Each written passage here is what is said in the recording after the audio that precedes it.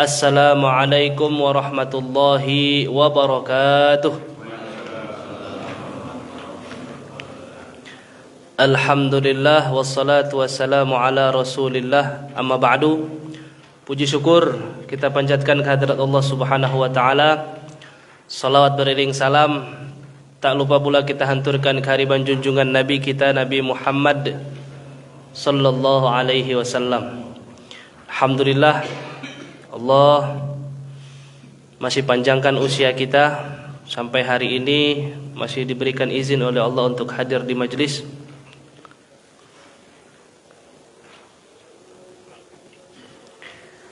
Alhamdulillah untuk Sabtu ini tema kita apa di situ judulnya, Pak? Kenapa sholat diabaikan? Yang pada intinya seandainya umat manusia tidak mengabaikan betapa tingginya nilai sholat, tentu segala hal dunia dan akhirat kita pasti aman dan terjaga. Kebutuhan-kebutuhan kita dunia dan akhirat pasti terpenuhi semuanya. Di tema kali ini insyaallah saya banyak masukkan hadis sesuai dengan apa yang ada di kitab 55 wasiat baginda Nabi Muhammad sallallahu alaihi wasallam. Baik Bapak Ibu yang dirahmati oleh Allah Subhanahu wa taala, untuk hadis yang pertama saya lupa ngetik di situ hadisnya berurut atau tidak. Mohon maaf kalau seandainya agak urutannya tidak sesuai. A'udzu billahi minasyaitonir rajim. Bismillahirrahmanirrahim. Al-wasiyatur rabi'atu 'asharah.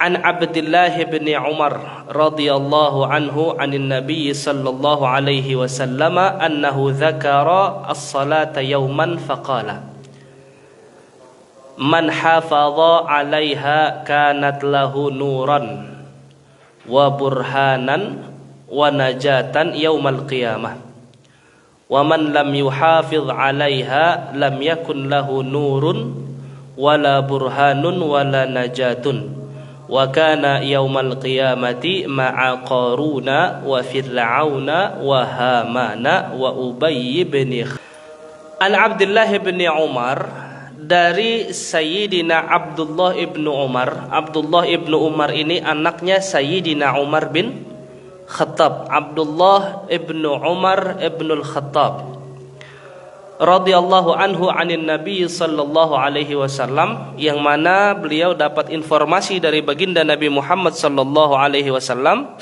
yang mana baginda menyampaikan annahu dzakara sholata yauman. Satu ketika baginda Nabi Muhammad sallallahu alaihi wasallam membahas perkara salat dengan Sayyidina Abdullah bin Umar. Faqala, seraya baginda Nabi Muhammad sallallahu alaihi wasallam berkata atau bersabda kepada Abdullah ibnu Umar, man hafadha 'alaiha, hafadha, barang siapa yang menjaga dengan sungguh-sungguh. Man hafadha, yang menjaga dengan sepenuh hati. Hafadha, yang menjaga dengan ikhlas dan niat yang kuat. Kanat lahu nuran, orang yang jaga sholat, jaga waktunya, jaga ketepatan waktunya, tidak leha-leha, tidak lalai segala macam, kanat lahu nuran, maka Allah akan berikan dia cahaya, atau Allah akan anugerahkan baginya cahaya. Hadis ini berkaitan erat dengan ayat Al-Quran yang bunyinya simahum fi wujuhihim min atharis sujud. Orang yang rajin sujud itu akan terlihat bekas sujudnya. Nabi Muhammad bilang orang yang jaga sholat akan diberikan cahaya. Nah, cahaya inilah yang menjadi tanda siapa saja orang-orang yang menjaga sholatnya. siapa saja orang-orang yang rajin sujudnya. Jadi mohon maaf, jidat yang hitam itu bukan tanda banyaknya sujud, tetapi tanda beratnya tumpuan badan dialirkan ke kepala, akhirnya tergeseklah kepala ke tempat sujud, maka membekaslah jidat. Ini harus difahami. Di Mesir, Pak, orang yang jarang sholat aja ininya korengan, Pak. Mohon maaf, karena memang saya di masjid, ngurus masjid, tahu siapa saja yang istiqomah ke masjid. Maksudnya bukan jarang sholat, nggak sholat gitu ya, tidak ke masjid atau apa. Atau ada juga, Pak, yang betul-betul sholat itu bisa sehari 2 waktu saja dia sholat. Dan ini bukan saya melihat, tapi dia mengakui sendiri. Persis tinggal di depan, jidatnya korengan, Pak. Maksud korengan itu hitam yang memang luar biasa. Kenapa hitam? Karena orang Mesir itu berat badannya ketika sujud ditumpu semua di kepala. Sekalipun nggak digesek-gesek, Pak, tapi tumpuan itu yang menyebabkan hitam. Sesungguhnya asarus sujud, bekas sujud, persis yang hadis ini bilang. Apa? Orang itu terlihat cahaya di wajahnya. Simahum fi wujuhihim min atharis sujud, akan tampak tanda-tanda sujud di wajah orang yang ahli sujud. Apa tanda-tandanya? Mukanya bercahaya. Mohon maaf, coba kita lihat beberapa kiai-kiai yang jidatnya nggak hitam, Pak, tapi ngelihatnya enak, terang wajahnya. Siapa mau kita ambil contoh siapa? Ada, cari sajalah ulama jidatnya ndak hitam tapi terang sekali. Itu diberikan oleh Allah Subhanahu wa taala cahaya. Banyak juga jidatnya hitam, gelap, Pak. Kita harus jujur sampaikan ini. Karena hampir di beberapa kesempatan orang mengartikan tanda sujud itu jidatnya harus hitam. Sampai akhirnya ada orang yang tiap ngaca ngejauhin badni cermin, dia berdiri jauh, Pak, untuk ngecek udah hitam belum jidat gue ya, gitu. Supaya seperti ada tanda sujud. Tanda cahaya di wajah juga itu diartikan kita ngelihat dia ingat Allah dan kita ngelihat dia sayang. Ngelihat mukanya ingat Allah dan ngelihat mukanya kita nggak benci sama sekali, Pak. Nggak ada rasa kebencian atau rasa gedek atau rasa nggak suka ngelihatnya. Ngelihatnya tuh suka, senang kita ngelihat beliau. Itu tanda orang yang diberikan cahaya oleh Allah Subhanahu wa taala. Dan hadis ini juga, siapa yang menjaga sholat sepenuh hati, Allah akan berikan cahaya. Cahaya yang Allah berikan di 3 tempat. Pertama, Allah berikan di wajah. Kedua, Allah berikan di akal. Ketiga, Allah berikan di hati, Pak. Orang yang jaga sholat, mukanya enak dipandang, pikirannya jernih, hatinya bersih. Makanya ada dalil inna salata tanha anil fahsya'i wal munkar. Kalau ada orang sholat tapi masih ngelakuin fahsya dan mungkar, kemungkinan terbesarnya dia belum menjaga sholatnya sepenuh hati. Mungkin masih lalai-lalai, mungkin masih Allah udah manggil entar dulu ah, nanti dulu ah, atau ngedahuluin yang lain daripada sholat. Kalau kemungkaran masih dia lakukan, kemungkinannya itu menjaga sholatnya belum sepenuh hati dan sepenuh jiwa.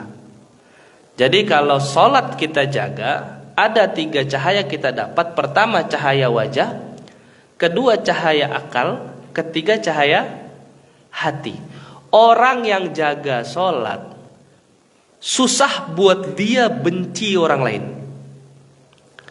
Orang yang jaga sholat susah buat dia marah sama orang lain. Orang yang jaga sholat susah buat dia dengki sama orang lain. iri sama orang lain. Para ulama, para aulia yang sholatnya dijaga betul, disakiti bagaimanapun oleh orang, tidak ada rasa emosi sama marah. Sayyidina Hasan, cucu baginda Nabi, berkali-kali dihina, dimaki, dicaci sama orang, malah dia doain orang itu. Beliau doakan, bukan malah menyimpan benci dan dendam. Karena Sayyidina Hasan salah satu cucu Nabi yang sholatnya dijaga betul. Semua cucu Nabi sholatnya dijaga. Itu yang pertama. Man hafadha 'alaiha kanat lahu nuran. Jadi tidak usah ngejar jidat hitam ya Pak. Jaga saja salat, maka Allah akan berikan cahaya. Ya kalau dapat rezeki jidat hitam, alhamdulillah. Kalau enggak ya jangan sedih juga. Sampai kadang ada saya ketemu sama mahasiswa, dapat informasi dan entah dia dapat ceramah dari mana, katanya orang kalau ada tanda sujud pasti masuk surga. Akhirnya cari karpet yang kasar Pak, beli sejadah yang, kan ada tuh sejadah yang tipis itu, supaya dapat rasa jidat itu, kemungkinan hitamnya cepat.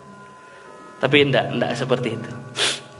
Kemudian wa burhanan, orang yang menjaga sholat itu akan menjadi bukti di hadapan Allah Subhanahu wa ta'ala. Awwalu ma yuhasabu yaumal qiyamati hiya as-salah. Yang pertama dihisab pada hari kiamat adalah salat. Dia jaga salat ini yang akan jadi bukti di hadapan Allah Subhanahu wa ta'ala pada hari kiamat. Kemudian wa najatan yaumal qiyamah. Salat juga jadi sebab kita diselamatkan oleh Allah Subhanahu wa ta'ala dari azab pada hari kiamat. Wa man lam yuhafiz. Ini agak ngeri nih Pak. Semoga kita semua, termasuk saya juga, masih Allah kuatkan. Tetap Pak, kita usaha sendiri tidak bisa. Untuk taat sama Allah tepat pada waktunya berat. Tetap kita minta kepada Allah, ya Allah, kuatkan hati saya, kuatkan iman saya, kuatkan jasad saya, kuatkan ruh saya untuk menjaga sholat ya Allah. Kenapa? Man lam yuhafiz, barang siapa yang tidak menjaga salatnya, lam yakun lahu nurun, mukanya tidak ada cahaya. Tapi jangan diartikan kalau ngeliat muka orang nggak enak itu artinya jarang sholat. Karena kadang ada fisik orang yang, mohon maaf, bukan ngomongin fisik, kadang memang ada fisik yang kita ngelihat dia pengen mukul Pak, padahal rajin sholat orang. Memang modelnya, memang model-model lekukan mukanya itu Pak. Kalau kata anak muda ngelihat pengen nampol gitu lah, pengen mukul. Padahal bisa jadi juga itu dia punya cahaya di wajahnya. Kemudian wala burhanun wala najah, dia tidak punya bukti ketika berhadapan dengan Allah dan tidak diselamatkan oleh Allah Subhanahu wa ta'ala dari azab pada hari kiamat. Jadi kalau setiap habis selesai sholat Pak, saya diajarkan sama saya punya guru namanya Dr. Awad Muhammad Awad, Syekh Awad Muhammad Awad. Beliau bilang, Muhammad, la haula wa la quwata illa billah.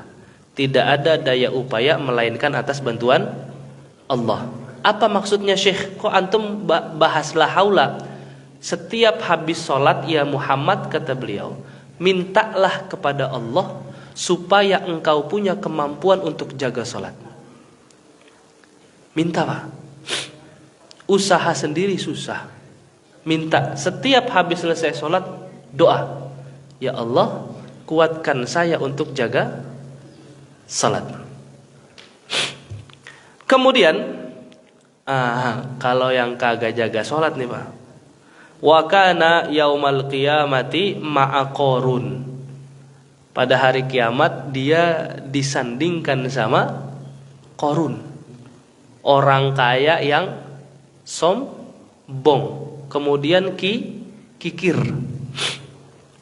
Dan juga dia disandingkan dengan Fir'aun. Ya Allah, Pak. Ngeri, Pak. Kalau nggak jaga sholat, kita disandingkan sama Qarun sama Fir'aun. Wahaman. Haman ini siapa? Haman ini ajudannya Fir'aun. Waktu Fir'aun mau bangun piramid, orang yang diberikan amanah oleh Fir'aun untuk ngedesain piramid, untuk ngurus kebutuhan bangun piramid, namanya Haman.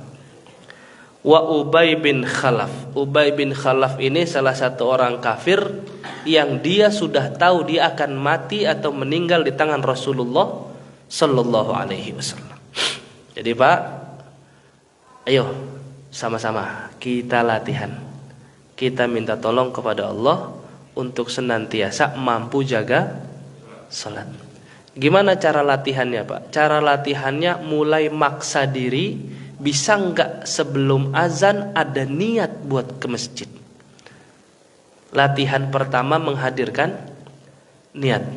Minimal latihan pertama 3 hari, Pak. Di 3 hari awal. Kalau bisa di 3 hari awal ini lulus.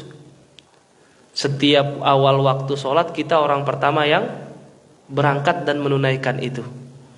3 hari sudah lulus, hari keempat kita nagih, Pak. Setelah seminggu lapar kita, Pak. Setelah sebulan haus kita, Pak. Setelah sebulan kita haus, lebih dari 3 bulan jatuh cinta, Pak. Lebih dari 9 bulan istiqomah, nggak bisa hidup kita, Pak, tanpa itu. Latihan pertama berarti berapa? 3 hari. Nanti terus berkelipatan sampai akhirnya tidak bisa hidup kita. Kalau seandainya kita ada masuk waktu sholat, kita bukan orang pertama yang bergegas untuk melaksanakannya. Dan jaminannya Masya Allah, cahaya, bukti, dan diselamatkan oleh Allah Subhanahu Wa Taala pada hari kiamat. Kemudian selanjutnya, wa an Anasin. Ini lengkapnya, Pak, ya. Ini yang saya tulis itu di situ tentang hadisnya saja. Furidat 'ala Nabi sallallahu alaihi wasallam lailata usriya bihi shalawatu 50. Pada waktu Rasulullah sallallahu alaihi wasallam Isra dan Mi'raj, Allah mewajibkan shalawat 50 waktu. Kebayang enggak, Pak? Seandainya salat kita 50 waktu. Kapan mancingnya kita, kan? Kapan main catur? Kapan ngopi? Kapan makan ke restoran? Kayaknya nggak ada waktu. Tapi alhamdulillah, thumma nuqisat hatta ju'ilat khamsan. Kemudian dikurangi hingga akhirnya salat kita 5 waktu. Thumma nudiya. Kemudian Nabi Muhammad disuruhkan oleh Allah, ya Muhammad, wahai Muhammad, innahu la yubaddalul qawlu ladayya. Wahai Muhammad, udah tidak bisa lagi diganti apa yang sudah ditetapkan. Wa innalaka bihadhil khamsu khamsin. Kewajiban buatmu dan umatmu dari yang 50 jadi 5 waktu. Ini kan termasuk rahmat Allah dan juga rahmatnya Rasulullah sallallahu alaihi wasallam, yang tahu kalau umat Nabi Muhammad itu enggak mampu sholat 50 waktu. Selanjutnya, Inna Aba Qatadata ibni Ribai akhbarahu qala. Sesungguhnya Qatadah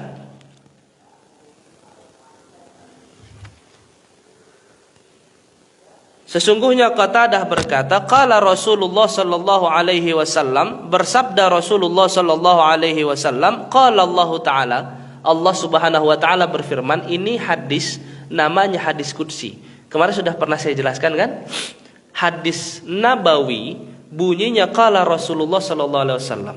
Kalau hadis qudsi qala Rasulullah ada tambahannya qala Allah Subhanahu wa taala atau qala Allah azza wajalla.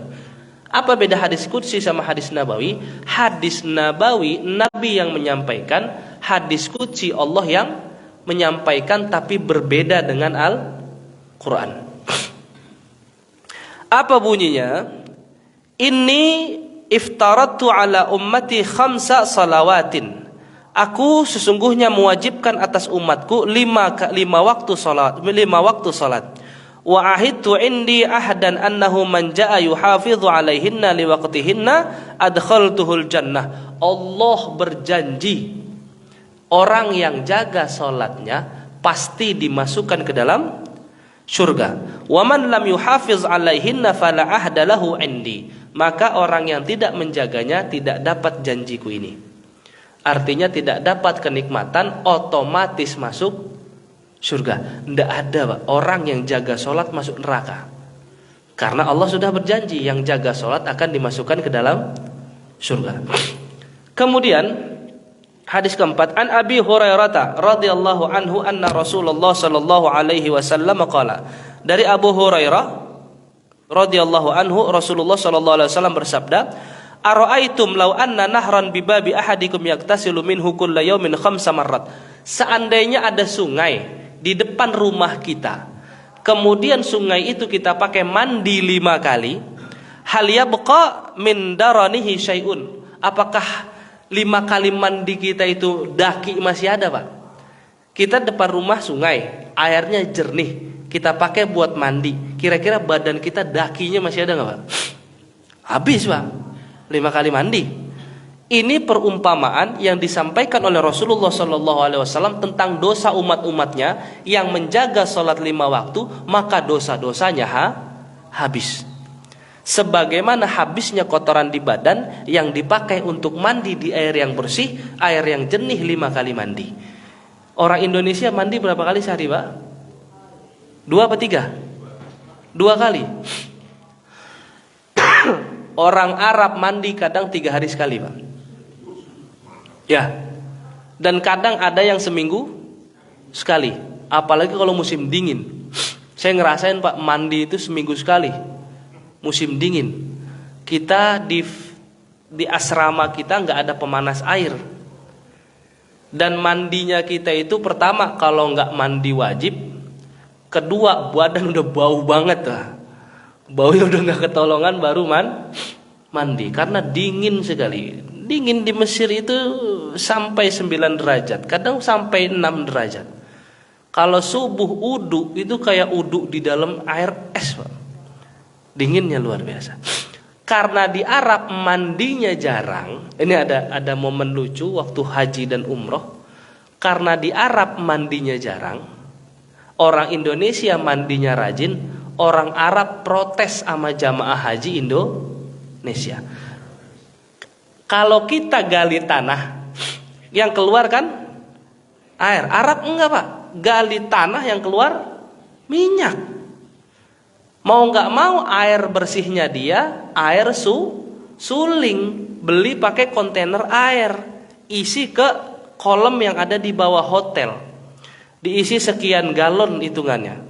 Sekian ratus galon diisi. Yang isi itu hotel jamaah Indonesia. Biasanya kalau jamaah Arab itu air direfill, isi ulang tuh kolam 3 hari sekali, Pak. Jamaah Indonesia dalam sehari itu refill air bisa 2 kali.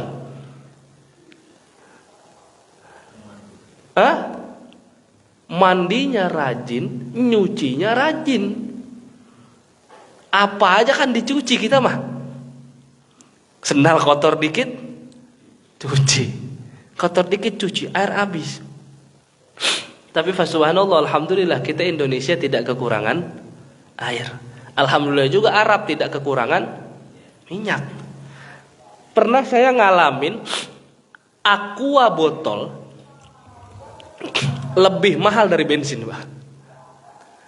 Di Mesir aqua botol saat tahun 2010-an, 2009 aqua botol harganya sekitar 4.000-5.000, bensin harganya 1.250 per 1 liter.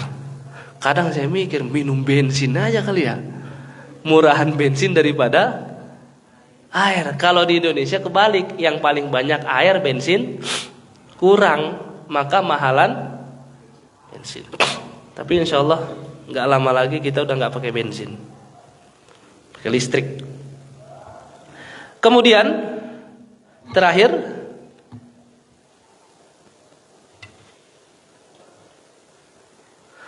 An Amr bin Sa'id bin al-As haddatsani abi qala kuntu 'inda Uthman fada'a bituhurin faqala sami'tu Rasulullah sallallahu alaihi wasallam yaqul. Satu waktu Sayyidina Utsman minta diambilin air untuk berwudu. Kemudian beliau berkata, aku pernah mendengar Rasulullah sallallahu alaihi wasallam bersabda, yaqulu ma min imri'in muslimin tahduruhu salatun maktubatun fayuhsinu wudu'aha wa khusyu'aha wa ruku'aha illa kanat kafaratun lima qablaha minadz-dzunubi ma lam ya'ti kabiratan wa dzalika dahra kullah. Jadi Rasulullah sallallahu alaihi wasallam pernah bersabda dan Sayyidina Utsman dengar. Kemudian Sayyidina Utsman ketika wudu di antara para sahabat, Sayyidina Utsman menyampaikan, apa kata beliau? Tidaklah setiap orang mukmin yang menghadiri sholat wajib lalu ia memperbagus wudunya,